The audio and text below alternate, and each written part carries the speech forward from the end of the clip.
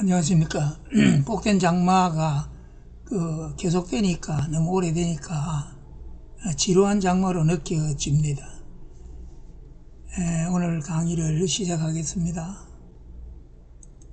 오늘은 구원받은 후에 하나님의 자녀로 살아가기.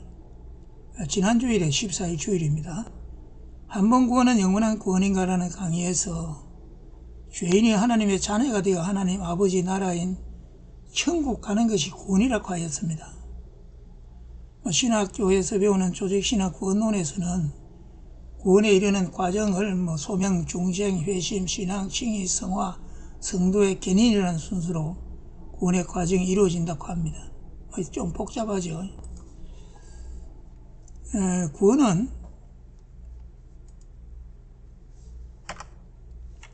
죄인이 하나님의 자녀가 되는 것입니다. 죄인을 구원하러 오신 예수님을 나의 구주로 영접할 때 예수님의 생명이 내 안에 들어와서 죄로 죽었던 나의 영혼이 예수님의 생명으로 거듭나게 되어 하나님 자녀가 됩니다. 이것이 구원입니다. 간단하고 단순합니다.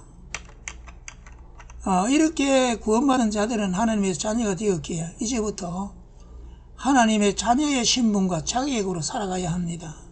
외국인이 한국 땅에 와서 대한민국 국적을 취득하였다면 그 대한민국의 법을 지키며 국민의 의무를 이행하며 대한민국 국민으로 살아가야 하는 것과 같은 이슈입니다.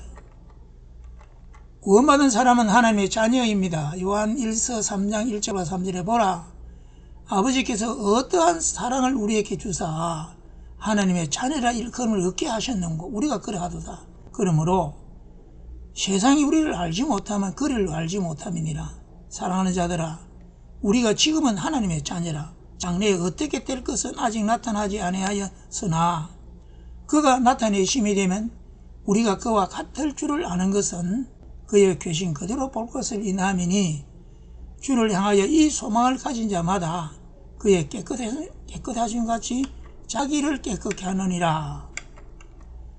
지금은 하나님의 자녀를 하였습니다.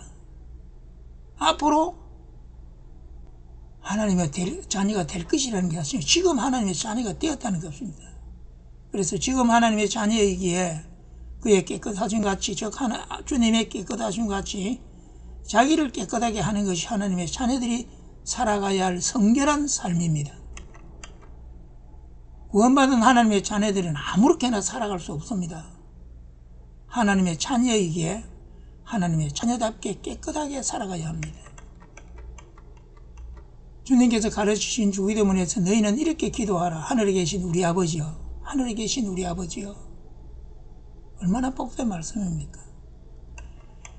하나님의 자녀에게 거룩하라고 하십니다. 레위기 11장 45절에 나는 너희의 하나님이 되었고 너희를 애굽 땅에서 인도하여 낸 여호와라. 내가 거룩하니 너희도 거룩할지어다.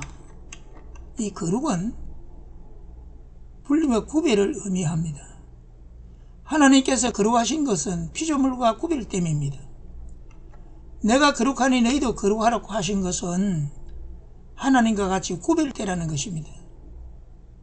너희는 나의 자녀이기에 하나님의 자녀가 아닌 자들과 구별되라는 것입니다.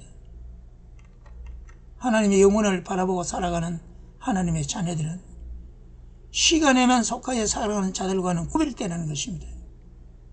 하나님 세계의 영혼을 바라보고 살아가라고 합니다. 세상에 속하여 세속의 가치관을 가진 자들과 구별된 가치관을 가지며 그것을 추구하며 살아가라는 것입니다. 그런데 지금 우리의 현실은 하나님의 자녀들이 세상 사람들의 가치관 갖고 똑같은 가치관을 가지고 그것을 추구하고 있으니 하나님의 자녀들의 구별됨이 나타나지 않습니다. 목사들이 설교에서 세속적인 축복을 얼마나 많이 강조합니까? 11조 해라, 충성해라, 그러면 축복받는다.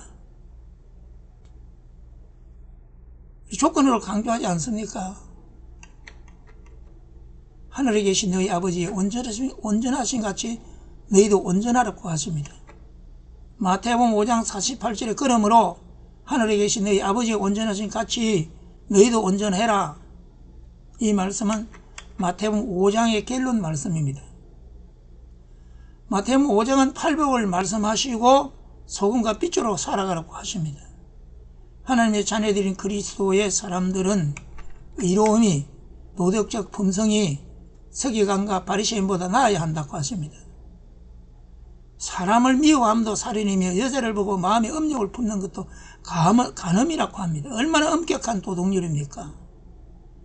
하나님께 드리는 예배보다 먼저 사람들과의 화목을 강조하셨고 악한 자를 대적하지 말고 적극적인 선을 행하라고 하십니다. 마태복음 5장의 말씀을 다 지켜 행하는 것은 사실상 어려운 일입니다. 그러나 하나님의 자녀들은 하나님 아버지의 자녀들이기에 이렇게 행하기를 부단히 노력해야 합니다. 그것이 구원받은 온전하신 하나님의 자녀들이 추구해야 할 하나님을 닮은 온전함입니다. 그리스도의 형상을 본받으라 하십니다. 하나님의 자녀들은 그리스도의 형상을 닮아가야 합니다. 갈라디아 4장 19절에 나의 자녀들은 너희 속에 그리스도의 형상이 이루기까지 다시 너희를 위하여 해산하는 수고를 하노니, 그리스도의 형상이 이루어지는 것은 해산하는 수고가 따릅니다. 로마서 8장 29절에 하나님 미리 하신 자들로 또한 그 아들의 형상을 본받게 하기 위하여 미리 정하셨으니 이는 그로 많은 형제 중에서 맏아들이 되게 하려 하심이라. 골로새 3장 10절에 새 사람을 입었으니 이는 자기를 창조하신 자의 형상을 쫓아 지식에까지 새롭게 하심을 받는 자니라.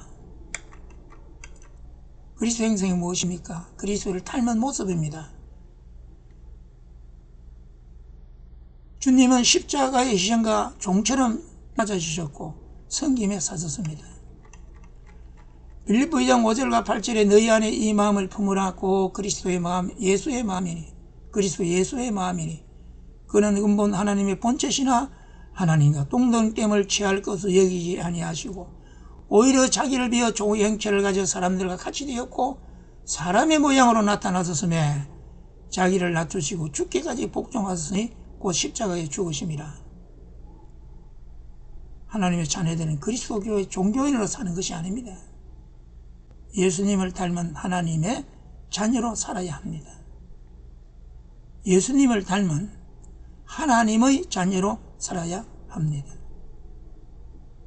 감사합니다.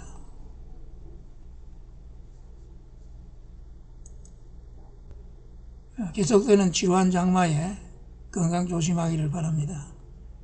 주님 은혜가 한 주간도 함께 하기를 소망합니다.